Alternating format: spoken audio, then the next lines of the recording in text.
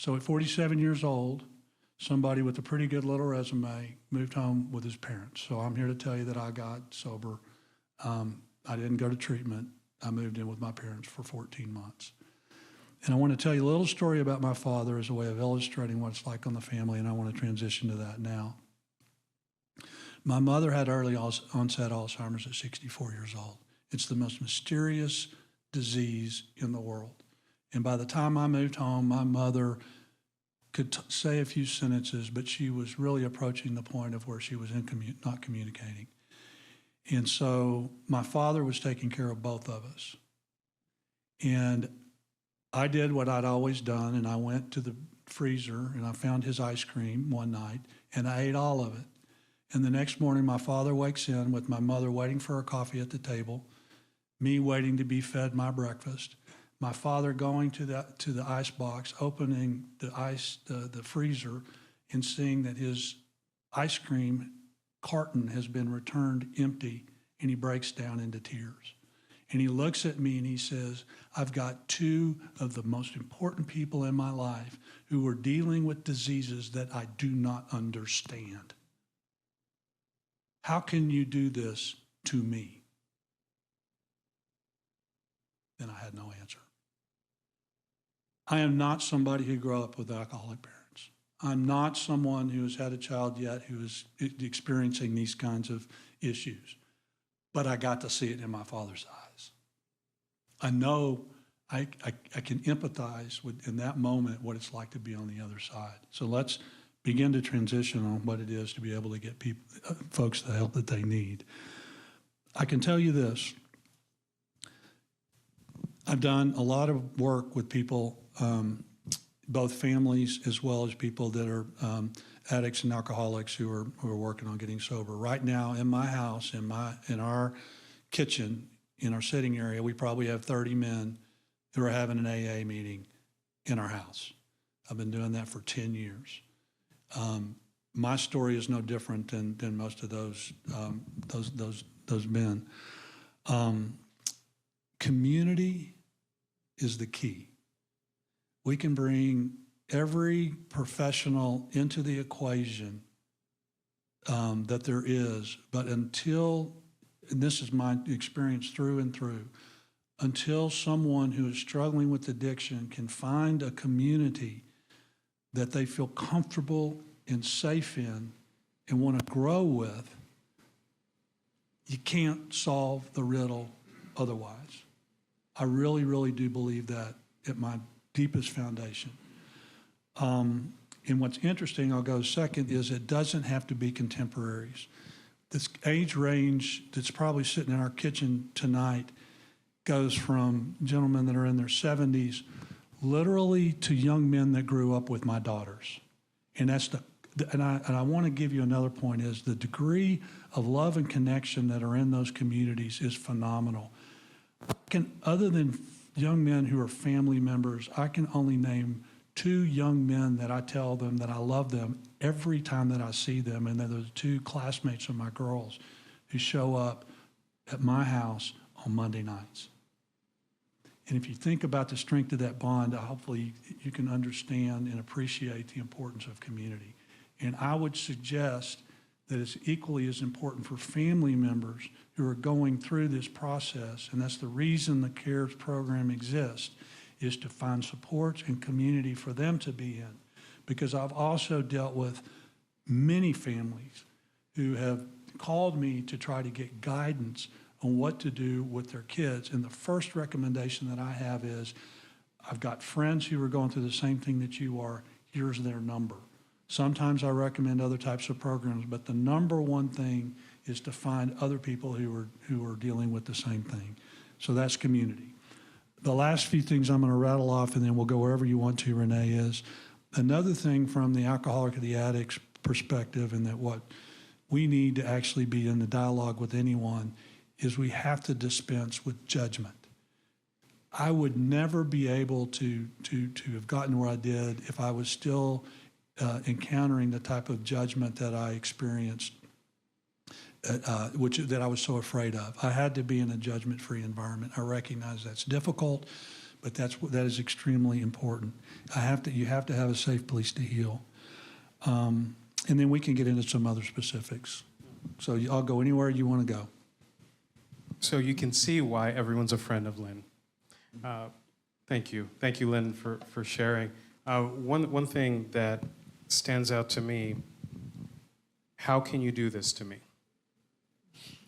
Yeah. And when we have families, it's complicated. You love your child, your parent, you want to do anything for them, and yet the pain that's being caused in here. Tell us a little bit about what you would say to family members that are out there that are saying, I don't have a community, no one really understands what it's like with my son or my daughter or my parent. In my own personal experience, the people I hurt the most were the people that I loved the most. And there was no way in God's green earth that I was drinking to cause the pain that they experienced. And it's really the hardest thing to get somebody in the room, quite frankly. I mean, when I say in the rooms, I mean in recovery, is just the fear and the shame that are experienced because of all the pain that you know that you've inflicted. And so, again, you know, a reference before, it takes what it takes. And I know as a family member that can be hard to hear because you don't want to have the devastating type circumstances that can occur. But, you know, until somebody's, you know, who's struggling with addiction, it gets to the point where it hurts so badly for them, or they're in such a bind that they have no other choice, or you need to get the support. You know, you've been living with an alcoholic for a long time, and you need to focus on your healing. And that's what she did. And what she also did, which I will forever be grateful for, is that she began to lay the groundwork for when I ultimately had gone as far as I could go and were ready to come in. And so when I walked out of jail that second time, I became apparent that the gig was up and everybody knew. A guy that I'd known for a long time, I didn't even know he was in recovery. And she said, "Peter, give him a call. He's in long-term recovery. He loves you, and he wants to take you to your first meeting." So my point there is, had to quit instructing, had to take care of herself and just lay the groundwork for me. Not ever knowing if I would ever step over and in and be available for it. And she found it. And I think this is real important. It's real important to me. Our relationship when we got divorced was extremely acrimonious. To this day, we get along wonderfully. We have an extended family.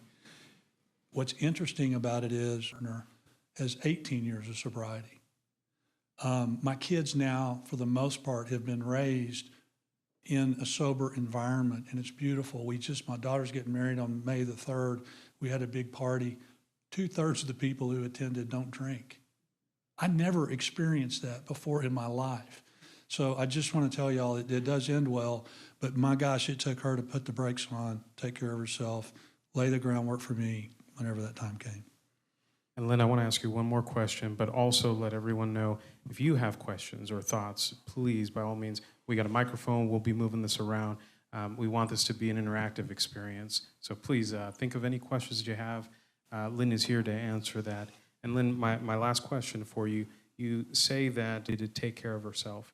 And for family members, a lot of them have trouble understanding what that even means because their identity is so focused on taking care of their child. No one's ever stopped to tell them, you need to take care of yourself. What does that look like for someone who needs that? So it looks like a couple of things. one is there are a lot of, first of all, community. I got to keep coming back to community because she needed to go find people that were dealing with the same thing, and she found them. And it involved basically two categories. One was she knew people who were in sobriety, and that was something she needed to understand. And then she also found a group of people who are also dealing with family members who were struggling with addiction. That's piece number one, is community. Piece number two is she got a lot of professional help. She reached out to organizations who, she ultimately went to work for the Austin Recovery, mind you. But she reached out to people who were in the industry of working with people who were suffering from addiction. There are a lot of resources, and she also went through a lot of therapy, as did my kids. Went through a lot of therapy, but that was all therapy directed not towards fixing me, but taking care of their own needs and finding a place to put all the anger, the hurt, the shame that were associated with my behavior. But they needed to work on it themselves. Thank you. Yeah. Thank you. We have time. So questions, thoughts? And we got a microphone that's going to be running back and forth around. There's also a QR code if anyone prefers to take your phone out and do it that way, but I'll be coming by with a microphone. Hey, Lynn, thanks for your comments. Could you talk about, the family member that's dealing with the hijacked mind? And I know this has turned it around a little bit, but the challenges faced by somebody who's dealing with another family member who's maybe in addiction. And I know you've helped lots of people since you found sobriety, but what would you tell that family member about how to think about, kind of regulating the stress associated with it, or the lack of understanding, or, just searching for answers on how to deal with someone where the reality is maybe they can't control them? Yeah, that's great, Russ, and it's at the heart of this whole thing that CARES is about. I do deal with a lot of people who are in active addiction, and although I don't have the same personal tie that a family member does, you get real invested in their well-being. And so the best advice that I can give is to, and that's the reason I use the term, and I use it frequently, is the hijacked mind, because you really have to view it as that. And what that allows me to do, and what I strongly recommend, is to find in that level of detachment to where you can be there to try to help them remain safe, but certainly don't enable. I mean, that's something that's real important, because the hijacked mind, enabling does not help. I would take advantage of people who enabled me. I mean, it was something that allowed me to keep doing what I was doing. Enabling is something that's really, really difficult, because you want to make sure that somebody is safe. There's a difference between enabling and making sure somebody is safe as best you can, and even that you can ultimately control. But Russ, I think the ultimate answer to your question, though, is not that. It's actually coming to a place, and this is where counseling and support come into play, is having a level of detachment to where you literally disassociate from trying to fix them to just simply trying to guide in a one-on-one dialogue. It has to be a choice of their own. So, for example, meaning, talking to somebody relatively recently who is really struggling, and all they want me to talk about, or what they want to talk to me about, is their future and what kind of a job they want and where they want to go. And my response, I don't want to go there, because that's where they want me to go. Where I go is, before we can ever get to that point, we're going to need to deal with how do you get there from A to B, and where are you today in your life that can allow you to be able to achieve those goals? What time did you get up this morning? What time? Now, I understand if you're dealing with your child, it's a little bit different, because then all of a sudden it's pushback and judgment. But I'm trying to illustrate a level of detachment, and it's, how do we get you to where you want to be, and what do you need to get out of the way to be able to get to point A to point B? And if they get upset or they push off, you just have to let them do it, and you just have to be available for the next time. There's a term we use, and it is very important, I think. You cannot get into the results business. All I can do is I can give the advice if it's asked for, I can make you safe, I can try to give you guidance if it's appropriate, but I cannot get hung up on whether or not it's going to be successful or not. And that's the hardest point. So I would say my strongest piece of advice is understand that their mind is hijacked and you can't control their ultimate behavior. You can only support them when they're ready to make a move. If you want to do a follow on that, up on that, Russ, to continue to drive, ask me another question and I'll try to drill down even further. All right, you offered. I am. One of the things you said really struck me about if they gave you the opportunity, you'd take advantage of it, the hijacked mind. And maybe you can talk a little bit about how cunning the hijacked mind can be in taking advantage when given the opportunity. Because I think a lot of times family members fall into the trap of believing the hijacked mind and not realizing how powerful that mind can be and how cunning it can be at telling you whatever you want to hear. Yeah. Well, let me tell you the discussion that may be going on in my kitchen right now, because I hear it almost weekly. When you actually get a bunch of alcoholics and addicts sitting in a room, looking at recovery, what you start hearing are the confessions of all the money that they've stolen from the people that they love the most. What it's like to rifle through not only their own medicine cabinet, but actually sneaking in their neighbors' bathrooms, into their house and into their bathrooms to rifle through their medicine cabinets. It literally is like feeding a beast.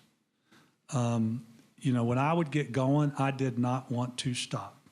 And I viewed it as fun, as silly as it sounds today. To me, it was all just, give me more, give me more, give me more.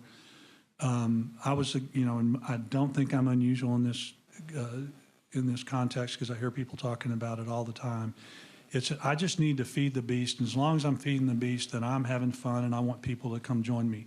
And if you're a fuddy-duddy and you don't want to be on my program, forget you, I'm off to the races. And I want to do anything I can to feed the beast. So, giving them money, paying their rent, doing things that keep them from having to tend to their own business is feeding the beast. It's not helping them get clean and sober at all. I have a relative that is a young man who I adore, and he is finally having to fend for himself as a college graduate, and he is more on the path to sobriety today than he ever has been. But as long as he was being taken care of, he could eat literally bread and butter as for sustenance, because everything else is being spent on drugs as a way of feeding the beast. So it's all coming from people that he loves more than anything, and it's a hijacked mind. I keep repeating it, but that's what allows it to keep going. And so when do addicts and alcoholics hit the wall? It's when they can't go any further. And economics are one thing that can actually make that happen. And sometimes it gets pretty brutal. They may end up, sleeping on couches for a long period of time and sleeping in places that you would hope they would never sleep in. But at the end of the day, I got to keep repeating it, but it takes what it takes. And assisting does not help. Being ready for services can help. That's the other thing that I strongly advise people to do, is to say, the money that I would otherwise give you for rent is standing over here in an account to pay for treatment. You want to go to treatment, the money is there. You want rent, find a way to take care of it for yourself. And in the meantime, I got to repeat, get in the community and take care of yourself, because it takes what it takes for them. And I may be a little obscure there, and I'm happy to drill down on that too. Who else may have a question? I like answering questions more than just pontificating. Yes. Yes, I would like you to expand when you were talking about how addicts will look through judgment. Yeah. So the thing that I don't want to say it's lost, because I think everybody appreciates it, but it's hard to fully articulate how the degree to which you feel you actually are experiencing shame when you're in the middle of addiction. A lot of times you don't I mean, I have to confess, I didn't really fully realize that until I realized I had run the gamut and I had to get sober. But what judgment, anytime I'm going to have to invoke my ex-wife, God bless her. But when she would try to give me instructions, I viewed that as being the critique that just was like fingers on a chalkboard to my shame, because the shame was already there. I didn't need to add to the shame that I already felt. But as soon as I was getting instructions, it was basically illustrating to me that I didn't measure up. Otherwise, I would need to be recommended what to do. What was she instructing? Like, because I know you said we got to detach, Right. but then we've also got to lay our groundwork and then let it go. That's different. So, and there's a difference. And I'm going to try to articulate it by example. Telling me that I was an alcoholic and that I needed to go to treatment. Now that's probably as an initial approach, I wouldn't necessarily object to it, but doing it over and over and over again is not a solution, right? Instead is saying, I believe you have, and I can even say this over and over and over again, you have a drinking problem, issue. Yes. Probably after a while, you're going to have some admission that, yeah, I'll probably drink too much, which is typically what happens. It's your issue to solve. I don't want you coming in. You come in the house, you don't sleep in the bed with me. You sleep on the couch, right? You don't come to our kids' games. One of the most impactful things that happened to me was in a basketball game when my daughters turned from the bench and said, Papa, please leave and don't come back to our basketball games again, right? Now, there's a whole story behind that I don't need to go into as to why all that occurred, but nevertheless, that will live with me forever, right? But it was also real important later on. They drew a boundary, right? They drew a boundary. But when it was time for me to realize that the jig was up and then I needed to get sober, that was the very first time. That's the very first image that I had in my mind. That's a boundary. It's not the lecture. It's not the critique. You're just protecting yourself. It's me. It's exactly what it is. It goes back to that point. I kind of want to reach out to some of my friends out here like Rachel and say, what else would I need to be saying? Lynn, Yeah, Waylon. talk a little bit. Talk a little bit about.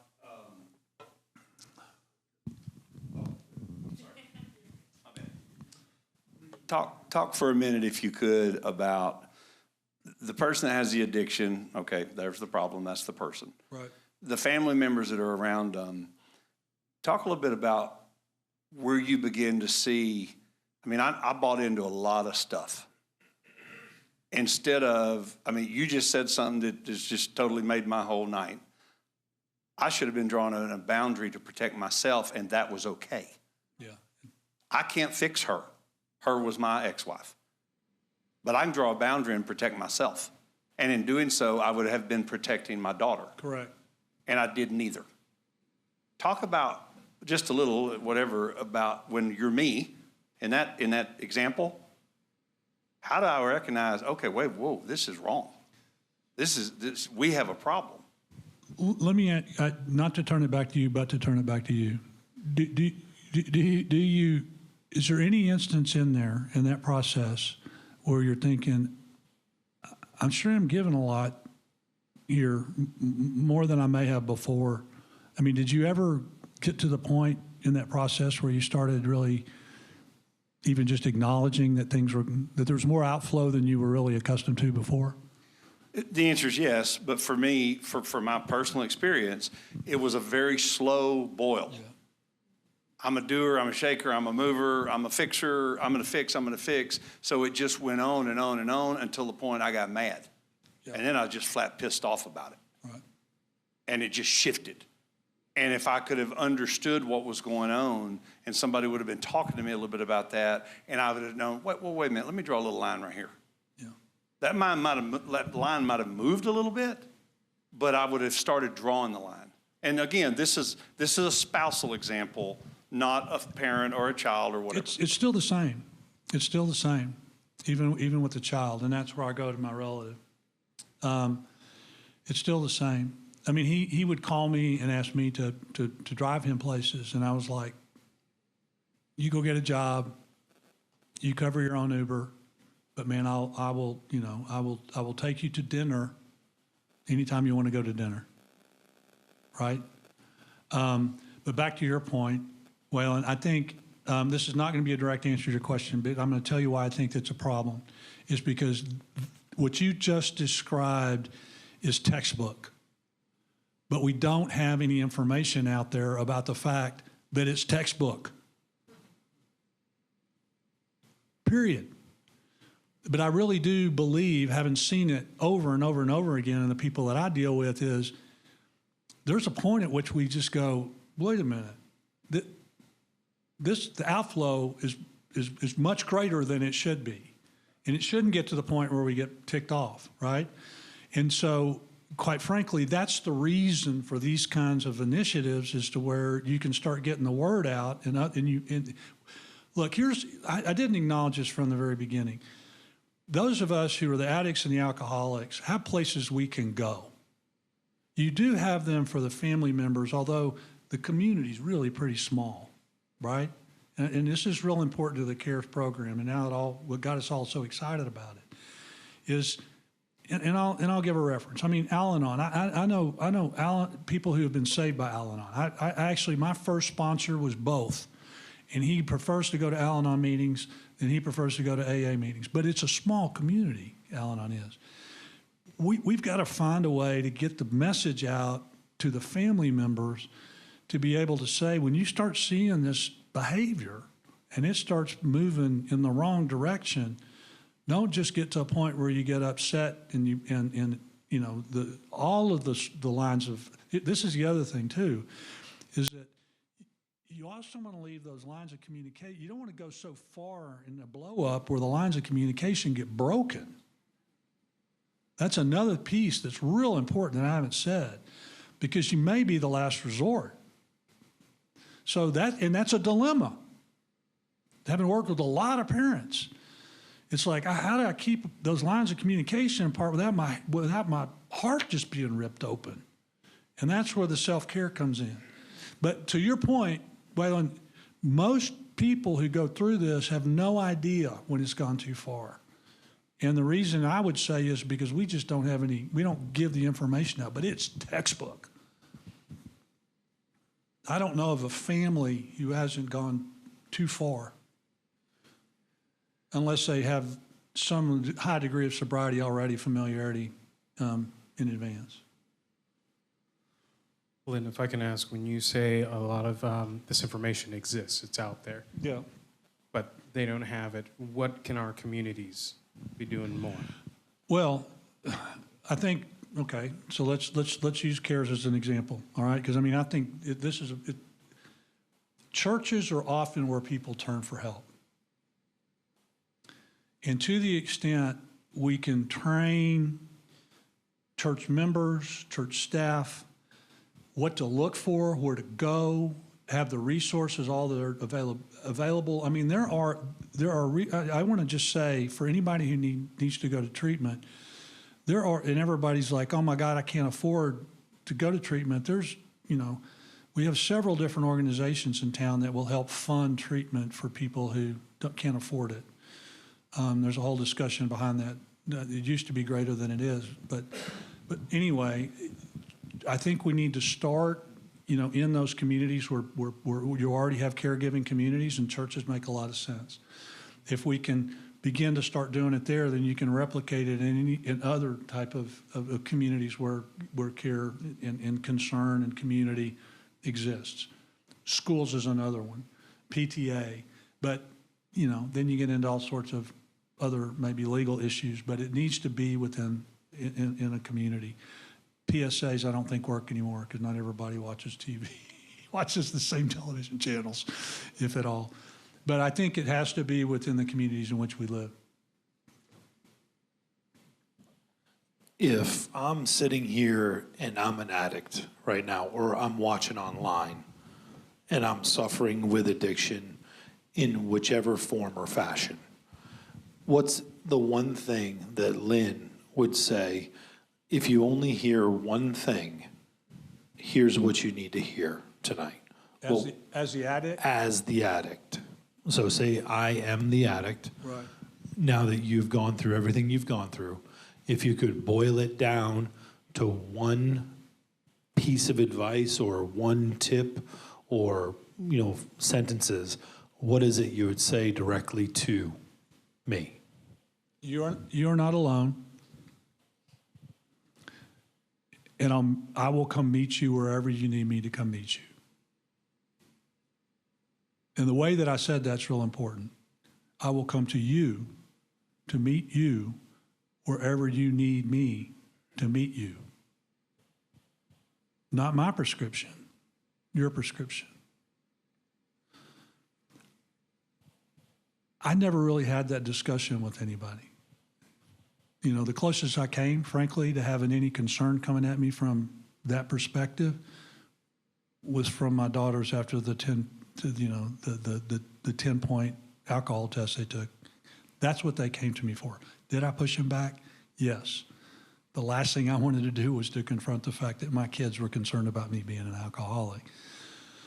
But that's when I ultimately found when I walked into the community that I walked into, all of a sudden I found my tribe. And several of y'all have heard me talk about that, and so it's probably important. This idea of community, my best friends, if you were to, sometimes whenever you do passwords, what's the password of your best friend? I'm still using the name of the guy that I ran around with when I was in junior high school. I haven't seen him in 20 years. I'm going to tell you something. The guys that I sit down in my house with every Monday night are my best friends. They got my back no matter what. They don't care what I've done in my past. They only care about where I'm going in the future. And that's the kind of comfort that an addict or an alcoholic need to have. All right, thank you. That's a very good answer. Maybe as a follow-up question to that one, part B, if at this point I am completely incapable of reaching out to you, even though we have resources, they could, find you. I can't quite do that yet. What would you want to say, or to someone who can't make that decision yet? What would be maybe the on-ramp to get to that decision?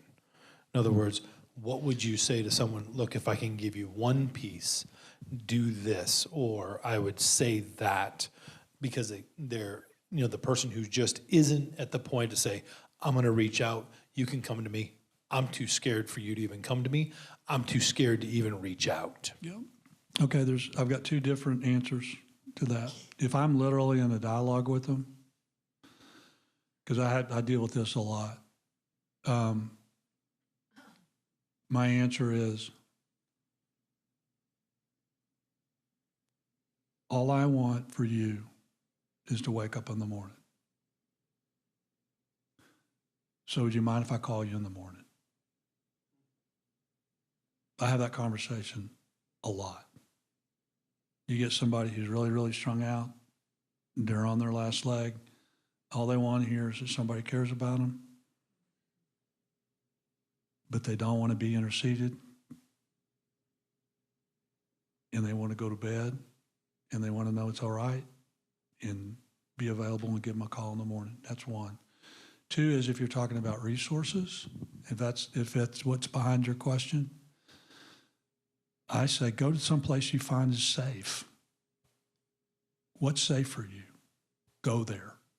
Because this idea of one day at a time, which is what we live by, at least in Alcoholics Anonymous and many 12-step programs, is really a remarkable thing.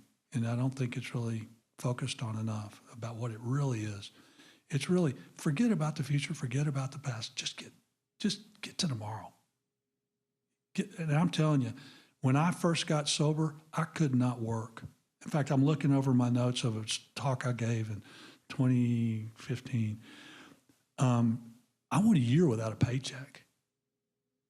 I mean, fortunately, I had a place I could land, but I could not work. And so I just had to roll from one day to the next. And it's the same thing for somebody who's in that bind. And they just need to know that you care enough where you're going to check in with them the next morning or go to a place that's safe. And what that means is just go hang out because you got people that are either, you know that you can, if something really were to happen. Because the other thing is, you do hear a lot of folks who it gets so bad, and I hate to bring up this topic, but it's important and it's relevant, that, ending life is the only option. And that's not unusual. We have to acknowledge that. It is not unusual. But it is not typically what they want. They just want to feel safe. And so get them to a safe place. So what does that look like? Church? I'm here to tell you, if or even go sit in a cafe. Just be around people. I know the other thing too, I do think it's important just to touch on. Alcoholics Anonymous is, irrespective of what people may think about it, it is not a cult. It is just merely a bunch of people that are sitting in a room trying to save each other. It is the best place in the world. And I'm going to tell you something. I may cry on this one. But because I've got this Monday night group, I used to go to a meeting every day, man, and I did it for a long time. But I've got my group, I've got my tribe, we meet on a regular basis, so I don't go to meetings that often. But I decided I was going to go back to my old home group. And this young man came in, and he was so strung out, and he shared, this was 3 years ago, and he shared, he's 5 years ago. And he was just crying because he was like, I just don't want to use again. I don't want to use again. And I'm here, I haven't been to a meeting before. All I want to do is I just don't want to use. And so, he got all his support after his share. And I looked over, and after a couple more, he was gone. So I ran out to see where he was.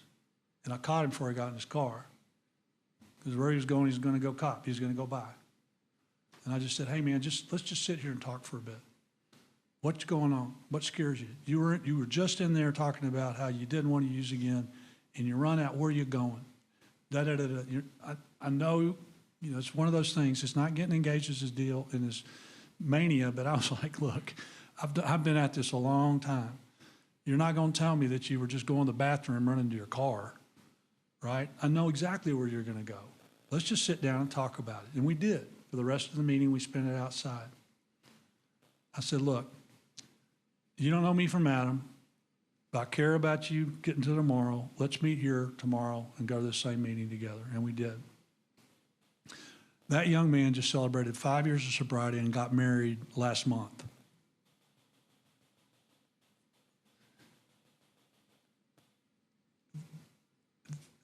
That can happen. And I guarantee you, because he sat in my kitchen and he's talked about it, and he was that young man who thought he had no other option than ultimately to kill himself. And now he's got a beautiful bride. He's happy as he can be. He's got a great job and a army of friends that he did not have before.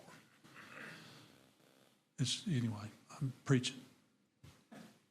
I want to thank Lynn on that note, and also say that our time doesn't wrap up.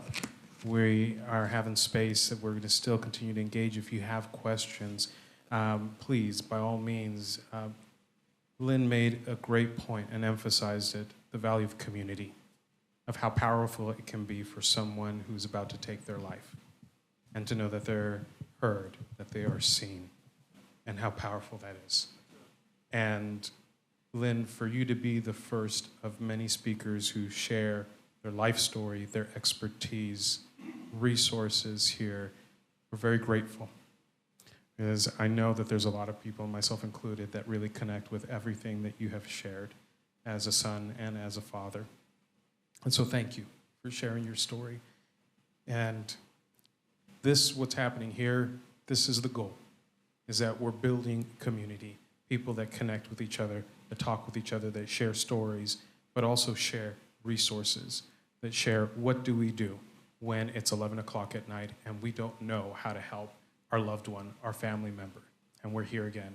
And that's what we're going to grow and learn in. So this is an exciting space. Thank you to each and every one of you, those who are watching or streaming. This is going to happen every Monday. 6:30, our doors open. 7 o'clock, we kick off. And we have someone who's going to share a story. And like we said before, it may be a father, it may be a mother, it may be a sister. And next week, you'll hear from a sister. You'll hear from someone that says, this was my story, this was my experience. So we also want to emphasize, we want to get the word out. We want to have more people in this room and online. So we have cards here. Please share them with someone. If you're on social media, it's got the website in there. Share that. Put that out there. We want people to know that here at Cornerstone Church, something special is happening every Monday night, and you want to be a part of it. So with that said, applause to our speaker, Lynn. Thank you. Thank you. And we'll be around here. So thank you all for those who are joining online and streaming. And we really look forward to seeing you and everyone that you can bring here next Monday night. So thank you. Dawn.